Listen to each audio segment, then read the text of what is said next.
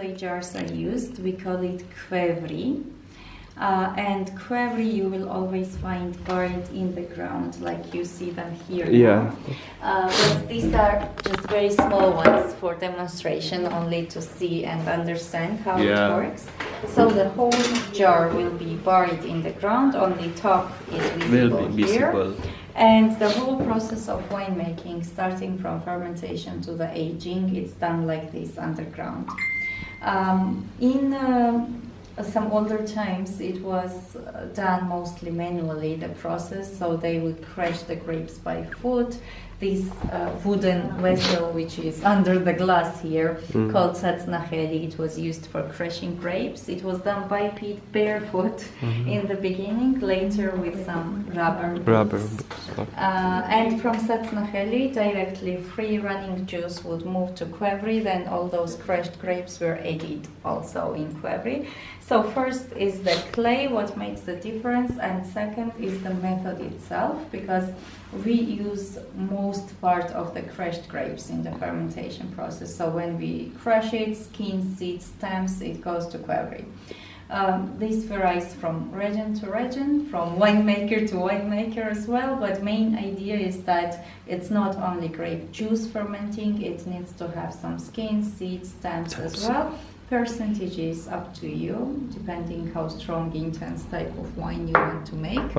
And contact period with grape parts also depends on the region, from 2 months to 6 months period. This is varying. And of course this creates more dry, more intense, stronger taste, full-bodied, we call it like this.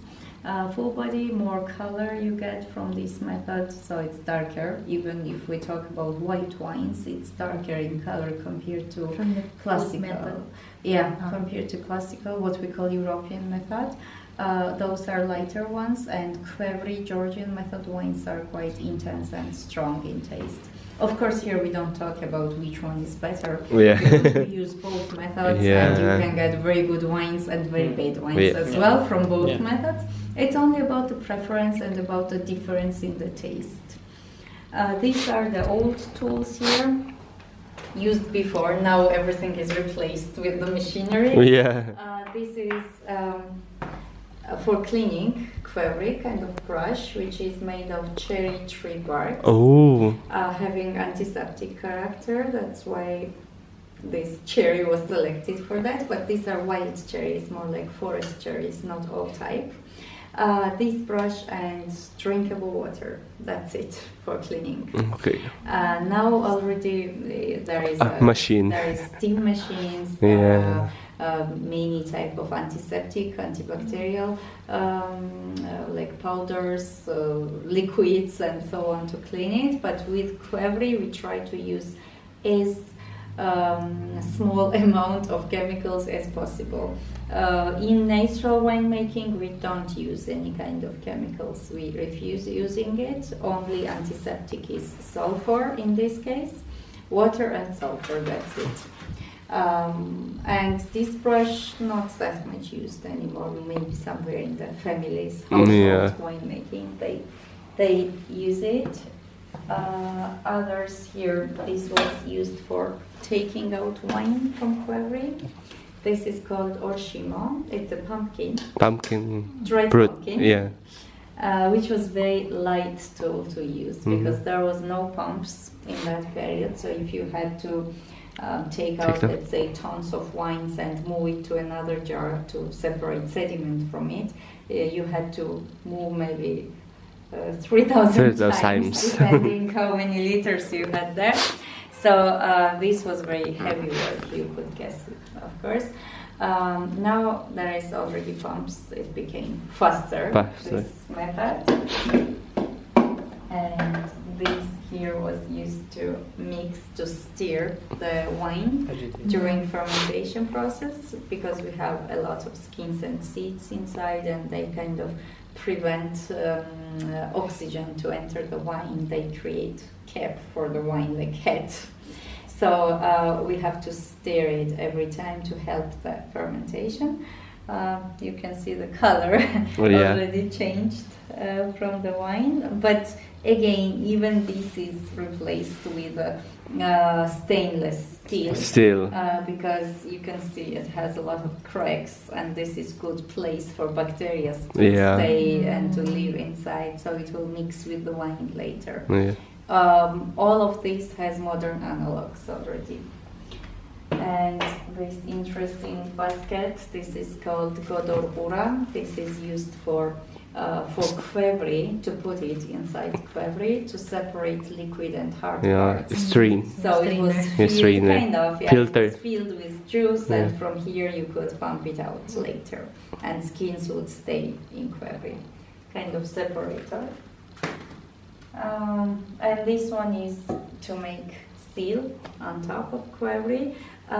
Mostly two layers was used for that. One was wooden cover like we had here, and the second was soft clay layer, which was pressed with this mainly to seal it properly, because there should not be any oxygen contact with the wine, of course, otherwise it will be spoiled, oxidized, and so on.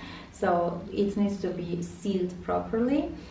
In some places they would add a third layer as well, which is like sand it could be, or could be something else as well. And sand was mostly kind of heat isolation there to keep the constant temperature in qvevri, not to have effect from outside. Then all those layers were removed with this, and quite, again, hard process. You had to worry that nothing should fall inside wine and so on. Even this is replaced now. We use glass cover for that with special glue on top of qvevri. So things became faster and easier and safer, I would say, because all these tools, it would take a lot of time, and if winemaking, it's it's in the open air for a long time. Wine, if it stays, it's not very safe for it. It gets oxidized. So faster is better in that case. The quickly you process it, better it is. So new modern technology helps a lot. Of course, there. But these old ones are quite interesting to see, because winemaking is very old tradition here. And people thought a lot about it, what to use, how to use to make their work easier. And for that period, all of these were like really good inventions. But when we look now, it's very simple, of course. So that's about wines. About drinking, I'm sure you know, or not? Not yet. Not yet. So these are the items which are used for drinking wine. This is called piala. It's a clay bowl. This is khanzi, again made of clay. And Georgian tradition of drinking is a little bit different compared to nowadays. European countries, for example. We don't sip wine normally, we drink it. And we have a tradition of saying toasts. You can never drink wine without toasting. You have to toast first. It's kind of wishing good things each other, like blessing and so on, and only after that you can drink. But rule is that your glass needs to be full. It can't be like little. It needs to be full. And after you make toast, you have to drink it bottoms up. How do you toast? Wow. Do you say cheers? No, never that short. Never. It's always long toasts. We love talking in Georgia. You could guess. So sometimes it can be 5-minute speech as well, depending on the person and depending on the ceremony. It's a little more, you should tell a little more. Okay, tell a story, we're celebrating. If you know some poems, of course. Amazing. That's good. That would be great. But this is more for official ceremonies, like weddings, christening, I don't know, so big ones, not for the family dinner. Also for family dinner we make toast, but it will be shorter in that case. For official ceremonies with a lot of people, toasts are usually longer. We even have one person specially chosen for making toasts. We call tamada to him. Something like Toastmaster if you compare. And Tamada is kind of trying to entertain the people as well with his nice, interesting speech. Also has to control the situation on the feast. Nobody should be too much drunk to have some fun or something. So Tamada is the main person there. Oh. He controls the people. He makes nice toasts. Later period, he has one more responsibility. He has to drink as well. Oh, a lot. Stay sober, which is a very strange skill to Tamata? Yeah, Tamata? so Tamada is the last Tamada. person who will leave. Leave the... Oh. He will be our Tamada today. I will drive. Not with his car. So Tamada is like a captain on the ship, last person. Oh, So Tamada. he needs to stay sober until the end of celebration. Oh, That's interesting. really last. Because But, he will clean. This piala is not the end there. These items for drinking wine, it can come in any shape and any size. Only And one. from Tamada, only Oh. he can decide Oh. what can be used for the toast. Piala is a very popular one and really comfortable size To drink, yeah. do it bottoms up. But what about Hansi?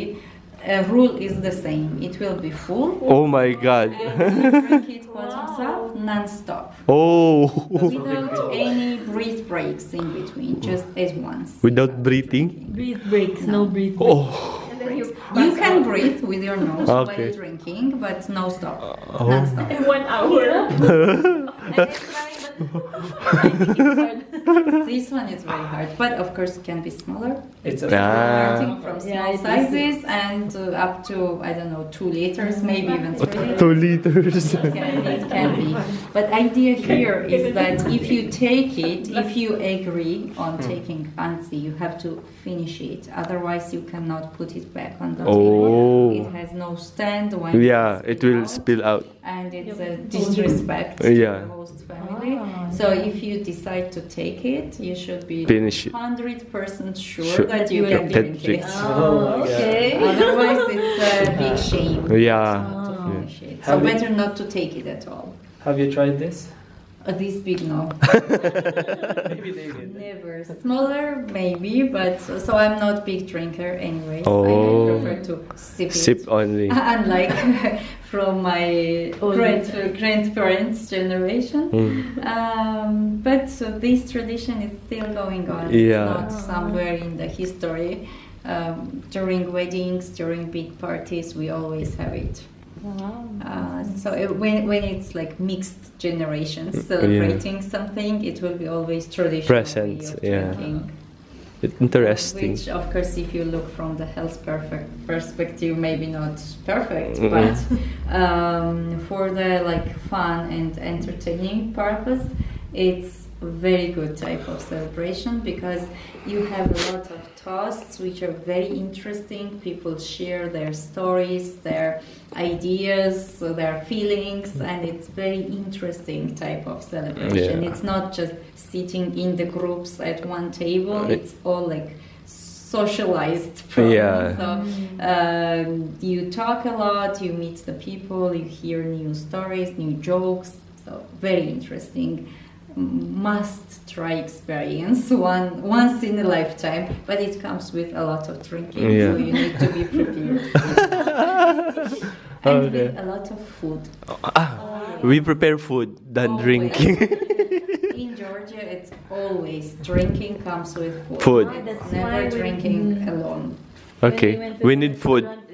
Their food Food. is too much. Yes, last night. A lot. Last And night. if it's weddings, it's like Yeah, weddings. layers of plates on the table. Mhm. Like one course is coming, it's never one portion. to Portion, one person, yeah. Never, it's for sharing. So one is coming, then another is on top, then third, fourth, and you don't remember even what was the first course there. Minimum 11, 12 courses are there on the table. From starters to the main dish and appetizers and everything is there. But a lot. Full. That's why I know. Last night. But then that's a good trick because you don't get drunk very fast when there is a lot of food. Yeah. Georgian food is quite heavy.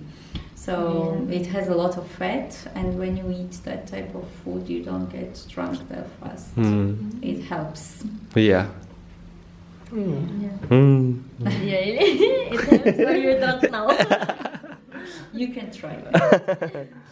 Okay. Okay. We can move to the tasting. Okay, let's go. I will. So I have a question. Would you like to try wines only or spirits as well? Wine for me. Wine for me also. Wines. Yeah, I think. Yeah, Yeah, wine. wines. Okay, then we Let's can go. move to